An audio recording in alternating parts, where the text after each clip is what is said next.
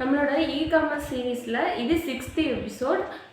இந்த எபிசோடில் நம்ம என்ன பார்க்க போகிறோம்னா, ஜிஎஸ்டி அவசியமா, ஜிஎஸ்டி இல்லாமல் மீஷோ அமேசானில் சேல் பண்ண முடியுமா, அதுக்கான பாசிபிலிட்டிஸ் என்னென்னன்றதை இந்த வீடியோவில் டீட்டெயிலாக பார்க்கலாம். நிறைய பேர் எங்கள்கிட்ட என்ன கேட்டாங்கன்னா, ஜிஎஸ்டி வர லேட் ஆகுது, அவங்க ரெண்டட் ஹவுஸில் இருக்கிறாங்க, ஸோ அதனால டிலே ஆகுது. ப்ளஸ் நிறைய பேர்த்துக்கு அட்ரஸ் இஷ்யூ இருக்குது.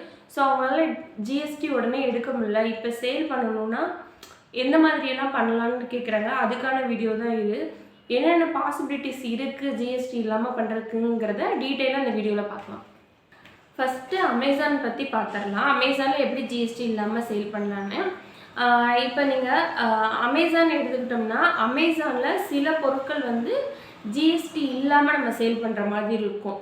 ஃபார் எக்ஸாம்பிள், இப்போ டெரகோட்டா ப்ராடக்ட், புக்ஸு, அப்புறம் சில ஃபுட் ஐட்டம்ஸு, இந்த மாதிரி நிறையா இருக்கும் ஜிஎஸ்டி கீழே வராத பொருள். அந்த மாதிரி பொருளாக நீங்கள் விற்க ட்ரை பண்ணலாம். அந்த மாதிரி விற்க ட்ரை பண்ணிங்கன்னா உங்களுக்கு ஜிஎஸ்டி இல்லாமல் நீங்கள் ஈஸியாக விற்கலாம். நீங்கள் ஜஸ்ட்டு கூகுளில் போய் நான் ஜிஎஸ்டி ப்ராடக்ட்ஸ் அப்படி இல்லைன்னா ஜிஎஸ்டி எக்ஸம்ஷன் ப்ராடக்ட்ஸ்னு போட்டாவே நிறைய ப்ராடக்ட் வரும். அந்த இதில் உங்களுக்கு எந்த பொருள் உங்களால் அஃபோர்ட் பண்ணி விற்க முடியுமோ, உங்களுக்கு பக்கத்தில் எந்த பொருள் கிடைக்குதோ அந்த மாதிரி நீங்கள் செலக்ட் பண்ணி விற்கலாம். நீங்கள் அமேசானில் உங்களோட அக்கௌண்ட் க்ரியேட் பண்ணும் போதே உங்களுக்கு ஒரு ஆப்ஷன் கொடுப்பாங்க. நான் ஜிஎஸ்டி ப்ராடக்ட் விற்கிற மாதிரி ஒரு ஆப்ஷன் கொடுப்பாங்க. அந்த இதுக்குள்ளே போனீங்கன்னா உங்களோட ஆதார், பேன் இது கொடுத்தீங்கன்னா அதுக்கு மேலே ப்ரொசீட் பண்ணி அதில் நீங்கள் சேல் பண்ணிக்கலாம். ஸோ அமேசானை பொறுத்த வரைக்கும் இவ்வளோ தான், ரொம்ப சிம்பிள். அக்கௌண்ட் க்ரியேட் பண்ணும் போதே நம்மளுக்கு நான் ஜிஎஸ்டியில் ப்ரொசீட் பண்ணுற மாதிரி ஆப்ஷன் இருக்கும். அதை யூஸ் பண்ணி நீங்கள் அதில் சேல் பண்ணிக்கலாம்.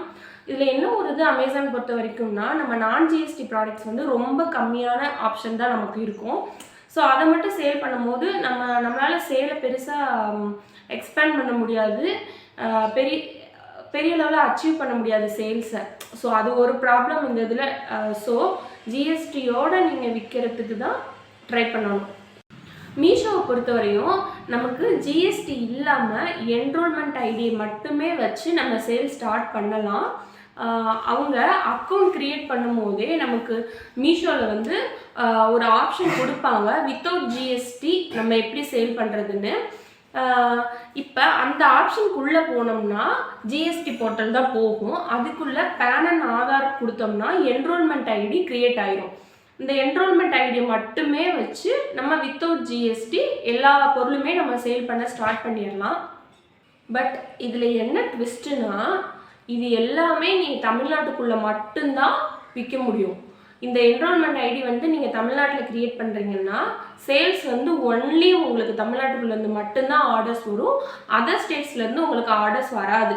ஜிஎஸ்டி க்ரியேட் பண்ணலைன்னா என்ரோல்மெண்ட் ஐடியை மட்டும் வச்சு நீங்கள் பண்ணுறீங்கன்னா ஒன்லி நீங்கள் எந்த ஸ்டேட்டில் ஓப்பன் பண்ணுறீங்களோ அந்த ஸ்டேட்டுக்குள்ளேருந்து மட்டும்தான் உங்களுக்கு ஆர்டர்ஸ் வரும்.